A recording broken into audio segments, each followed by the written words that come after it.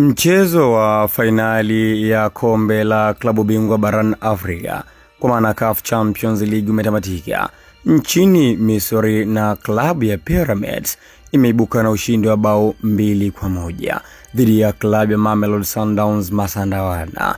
Mchezo uliokuwa mkali kweli kweli, mchezo ambao ulizua hisia kali za mashabiki wa Mamelodi ambao hawakuamini macho yao namna matokeo ambavyo yamekuwa katili kwa upande wao. Sasa basi, katika video hii tunakwenda kuchambua kwa kina Mamelodi pamoja na Pyramids, nani alikuwa bora zaidi, lakini pia tunakwenda kuangalia rekodi ambayo ameitengeneza mshambuliaji wa Pyramid Fiston Kalala Mayele. Ni rekodi gani hiyo mpya ambayo Mayele ameitengeneza? Utakwenda kufahamu ndani ya video. Cha kufanya ni kubonyeza alama ya kusubscribe ili uwe mtu wa kwanza kupata video mbalimbali kutoka hapa Bongo Super Media. Mchezo wa Pyramids na Mamelodi ulikuwa ni mchezo mkali kweli kweli, ambao ulibeba hisia sana za mashabiki wengi wa mpira hapa barani Afrika.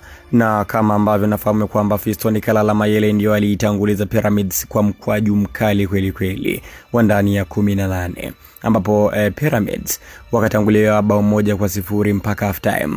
Wakarudi Pyramids tena katika kipindi cha pili wakapachika bao la pili ambalo ni kama lilianza kufifisha matumaini ya Mamelodi Sundowns kutoa bingwa, lakini baadaye mshambuliaji wa Mamelodi namba 13 aliweza kupachika bao na ikawa 2-1. Hapo ndipo mpira ukabadilika, mpira ukawa mkali, Mamelodi wakitafuta bao lingine la pili ili waweze kulibeba kombe la klabu bingwa, lakini ikashindikana kutokana na ubora ambao walikuwa nao Pyramids.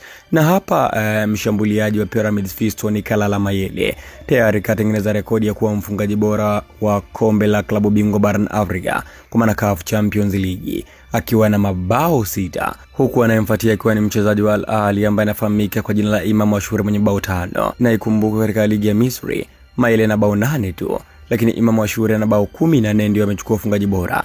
Ni kama kila mtu amechukua upande wake. Imam Ashur ligi, Mayele klabu bingwa. Maoni yako ni yapi? Andika hapo katika sehemu ya comments.